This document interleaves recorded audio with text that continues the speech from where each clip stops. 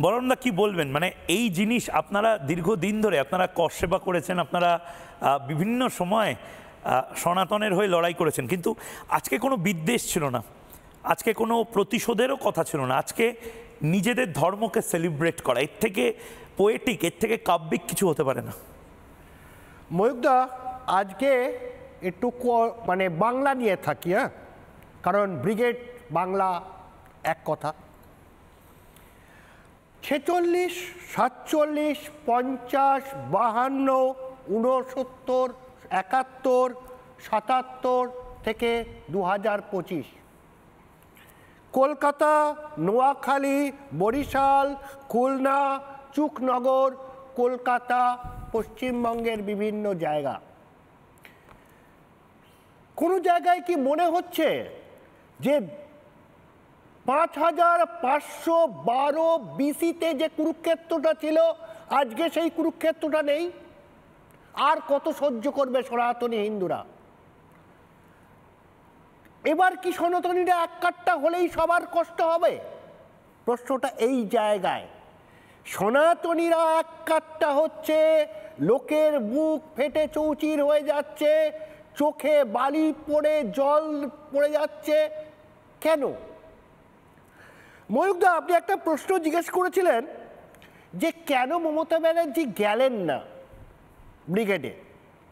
আমার কাছে একটা জায়গায় মনে হয়েছে যে যিনি কলমা পড়েন, যিনি বলেন যে হিন্দু ধর্মটা একটা গান্দা ধর্ম, যিনি বলেন গোভক্ষণটাও আর করা উচিত, তিনি ওই ব্রিগেডে গীতার মঞ্চে যাবেন কি হিসেবে? ঠিক, বেশ বেশ। আমি কার্তিক মহারাজ যে কথাগুলো বলেছেন আজকে, আসলে মানে আমি নিজেও অদ্ভুতভাবে আমার গলা ধরে এসেছে, আমার মানে আমি কি জিনিস দেখিলাম জন্মান্তরেও ভুলিব না। কিন্তু পরের বছর আবার গীতা পাঠ হবে, কিন্তু এই প্রতি রবিবার করে বা অন্তত মাসে একবার এরমভাবে আমাদের সব জেলার মানুষ আমরা এরমভাবে মিলিত হতে পারি না। এটা কেউ একটা ভাবার দায়িত্ব নিক।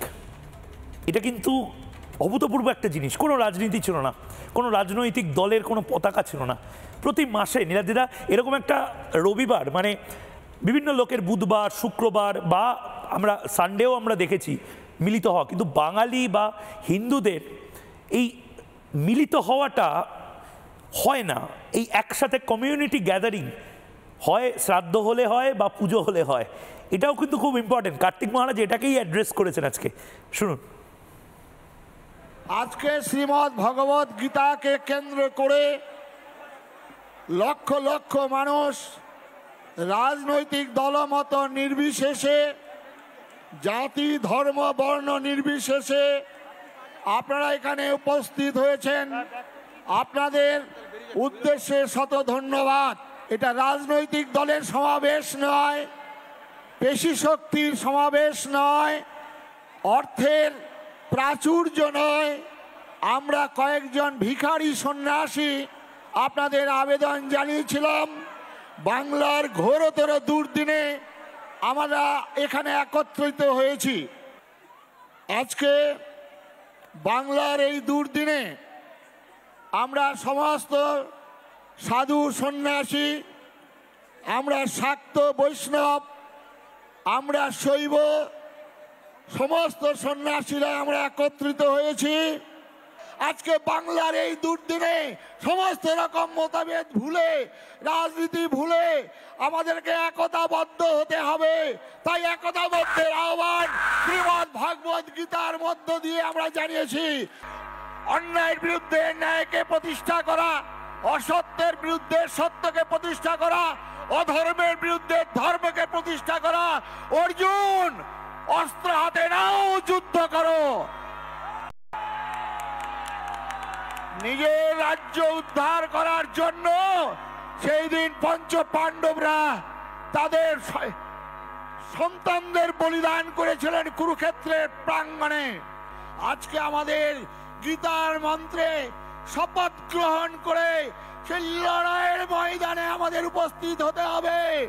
যারা পূর্ববঙ্গ থেকে পালিয়ে এসেছিলেন শিয়াল কুকুরের মতো, তাদের পূর্ববঙ্গের মানুষগুলোকে বলবো, আপনারা আপনাদের সন্তানদের বলুন, ওরে জেগে ওঠ, ওরে জেগে ওঠ, তোর পূর্বপুরুষের সেই রাজ্যটাকে ছিনিয়ে নেওয়ার জন্য এক হাতে অস্ত্র, এক হাতে শাস্ত্র, এক হাতে অস্ত্র, এক হাতে শাস্ত্র। আমাদের দেবী দুর্গা, মা কালী, ওই রামচন্দ্র, দেবাদিদেব মহাদেব সবার হাতে এই অস্ত্র। এই মহাশক্তির সাধনা করিয়া তুমি দুর্বল হইবে। নানা ধরনের কন্টেন্ট দেখার জন্য লাইক করুন, শেয়ার করুন আমাদের ফেসবুক পেজ, সাবস্ক্রাইব করুন আমাদের ইউটিউব চ্যানেল। পাশাপাশি অন্যান্য ব্রেকিং নিউজের জন্য অবশ্যই চোখ রাখুন রিপাবলিক বাংলায়।